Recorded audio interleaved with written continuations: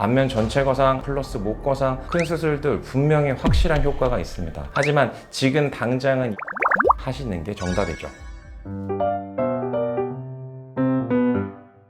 안녕하십니까, 리팅 성형외과 수석원장 박현준입니다. 오늘은 바깥으로 크게 절개선을 넣어서 확실하게 당길 수 있는 리프팅 수술 방법들에 대해서 알아보도록 하겠습니다. 밖으로 크게 절개선을 넣는 리프팅 수술 방법들, 그 중에서도 가장 많이 들어보신 건 안면 전체 거상이라는 수술일 겁니다. 안면 전체 거상이라는 수술은 크게 세 가지 절개선으로 구성이 되어 있습니다. 먼저 관자놀이에서 귓바퀴 위에까지 내려오는 절개선, 그리고 귀 앞으로 지나가는 절개선, 그리고 귀 뒤쪽으로 지나가는 절개선, 이렇게 세 가지 절개선으로 구성이 되어 있습니다.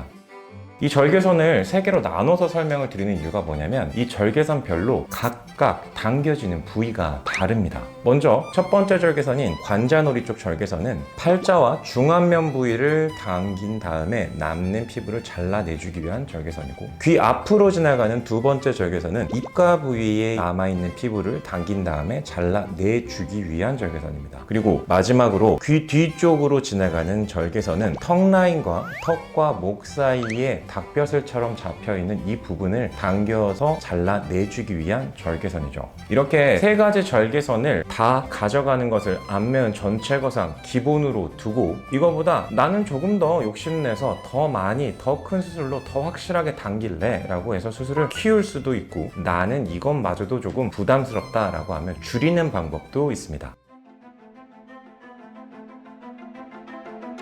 수술을 키우는 방법은 귀 뒤쪽 라인에서 위에서 끝나는 세 번째 절개선을 더 아래쪽까지 연장시켜서 아래쪽 목 부위를 직접적으로 당겨주는 수술이죠. 이 절개선까지 연장이 된다라고 하면 안면 전체 거상 플러스 목 거상이라는 가장 큰 수술 범위를 확보한 수술이 됩니다. 반면에 조금 줄이고 싶다라고 하게 되면 안면 전체 거상의 절개선 세 가지 중 귀 뒤쪽에 있는 절개선을 제외하고 귀 앞쪽에 있는 첫 번째, 두 번째 절개선만 가져가는 수술도 있습니다. 제가 그냥 편의상 안면 절반 거상이라고 부르는 수술인데요. 이 수술 같은 경우는 앞쪽 절개선을 가져가니 중안면과 입가 부근까지의 리프팅이 효과가 있기는 하나, 귀 뒤쪽 절개선이 빠져있기 때문에 턱 라인과 이 닭벼슬 같은 부위의 개선에는 한계가 있을 수밖에 없습니다.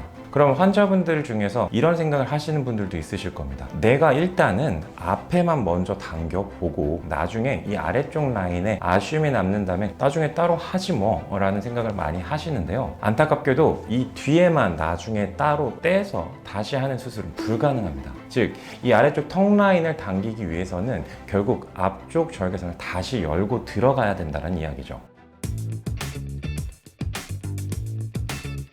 지난 시간의 내용과 오늘 이 시간의 내용을 종합해보면 과연 어떤 걸 해야 될 거에 대한 질문에 대한 답은 이렇습니다. 가장 가성비가 좋은 수술을 하시라 라고 말씀드리고, 현재 상황에 가장 적합한 수술을 하시라 라고 말씀을 드립니다. 안면 전체 거상, 안면 전체 거상 플러스 목 거상 큰 수술들 분명히 확실한 효과가 있습니다. 하지만 지금 당장은 이 수술 하기엔 내 상황이 되지 않는다 라고 하면 저렇게 좋은 수술을 할지 못할 바에야 아무것도 하지 않아, 이게 아니라 머릿속으로 절개선을 숨겨서 간단하게 하는 수술로 관리를 하시는 게 정답이겠죠.